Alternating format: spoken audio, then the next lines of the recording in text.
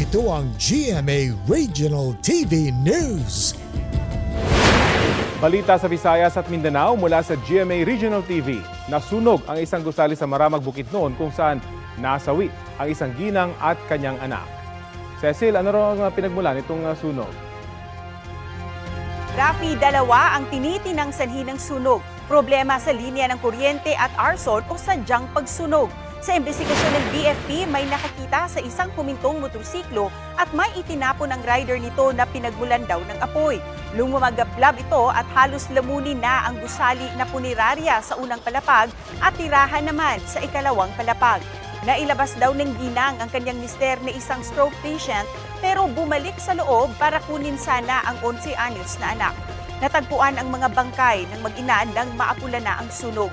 Hinihingi pa ang pahayag ng kaanak ng mga biktima.